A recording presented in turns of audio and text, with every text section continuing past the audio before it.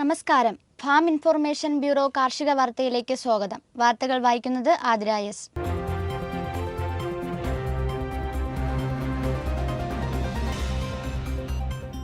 ജനങ്ങൾക്ക് പോഷകസമൃദ്ധവും സുരക്ഷിതവുമായ ഭക്ഷണം ജൈവ കൃഷിയിലൂടെ ഉറപ്പാക്കി മണ്ണിനെയും പരിസ്ഥിതിയെയും സംരക്ഷിച്ചുകൊണ്ട് കാർഷിക വരുമാനം വർധനവ് ഉറപ്പാക്കുന്നതിനാവശ്യമായ സംവിധാനം ഒരുക്കുക എന്നാണ് ജൈവ കാർഷിക മിഷൻ ലക്ഷ്യമിടുന്നത്. കർഷകർക്ക് അവർക്ക് അനുയോജ്യമായ ജൈവ കാർഷിക കൃഷിമുറകൾ തിരഞ്ഞെടുക്കുന്നതിനും അവരുടെ പരമ്പരാഗത കൃഷി അറിവുകൾ കൂടി സമന്വയിപ്പിച്ചുകൊണ്ട് പ്രകൃതി സൗഹൃദ കൃഷി നടപ്പിലാക്കുന്നതിനും കർഷകരെ ശാക്തീകരിക്കുകയും ചെയ്യുക എന്നതാണ് ഇതുകൊണ്ട് ഉദ്ദേശിക്കുന്നത്. 21ാമത് കന്നുകാലി സെൻസസ് സംസ്ഥാനത്ത് നടന്നുവരുന്നു. കന്നുകാലി സമ്പത്തിനെ മെച്ചപ്പെടുത്തുന്നതിന് വേണ്ടിയുള്ള പദ്ധതികൾ നടപ്പിലാക്കുന്നതിനും വിവരശേഖരണം അത്യന്താപേക്ഷിതമാണ്. കന്നുകാലി സെൻസസ് സംസ്ഥാനത്ത് സെപ്റ്റംബർ 2 മുതലുള്ള ദിവസങ്ങളിൽ മൃഗസംരക്ഷണം വകുപ്പിൽ നിന്നും നിയോഗിച്ചിട്ടുള്ള എന്യൂമറേറ്റർമാർ വീടുകളിലും സ്ഥാപനങ്ങളിലും എത്തുന്നതാണ്. 3500-ലധികം വരുന്ന സംസ്ഥാനത്തെ 1,06,00,000 വരുന്ന വീടുകളും സ്ഥാപനങ്ങളും സന്ദർശിച്ചു വളർത്തുമൃഗങ്ങളെ സംബന്ധിച്ച പ്രധാനപ്പെട്ട വിവരങ്ങൾ ശേഖരിക്കുന്നതാണ്. കുടപ്പനക്കുന്ന് മൃഗസംരക്ഷണ പരിശീലന കേന്ദ്രത്തിൽ വച്ച് 2024 നവംബർ മാസം 20-ന് പോത്തുകുട്ടി വളർത്തൽ എന്ന വിഷയത്തിലും 27-28 തീയതികളിൽ പന്നി വളർത്തൽ എന്ന വിഷയത്തിലും പരിശീലനം സംഘടിപ്പിക്കുന്നു.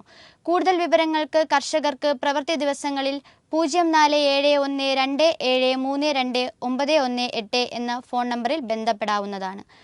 കാർഷിക നിർദ്ദേശം: പച്ചക്കറി തൈകൾ സെന്റിന് 1-ന് 4 കിലോ വീതം കുമ്മായം മണ്ണിൽ വിതറുക. കൂടാതെ ഡൈക്കോഡർമ സമ്പുഷ്ടമാക്കിയ ചാണകമോ കമ്പോസ്റ്റോ ഉപയോഗിക്കുക.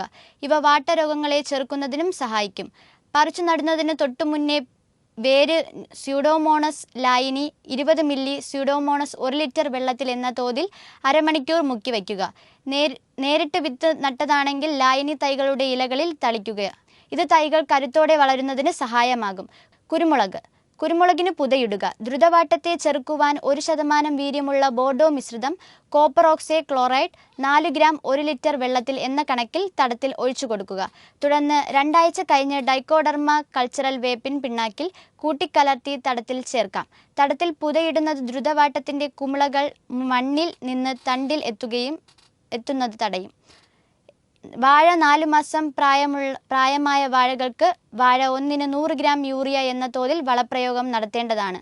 ഇലപ്പുള്ളി രോഗം തടയുന്നതിന് സ്യൂഡോമോണസ് 1 ലിറ്റർ വെള്ളത്തിൽ 20 ഗ്രാം എന്ന തോതിൽ തളിക്കേണ്ടതും രോഗം ആരംഭിച്ച വാഴകൾക്ക് 1% വീര്യമുള്ള ബോർഡോ മിശ്രിതം തളിക്കേണ്ടതുമാണ്. തോട്ടം വൃത്തിയായി സൂക്ഷിക്കുക. കർഷകർ പിണ്ടിപ്പുഴുവിനെതിരെ ജാഗ്രത പാലിക്കുക. കാർഷിക വാർത്തകൾ അവസാനിച്ചു.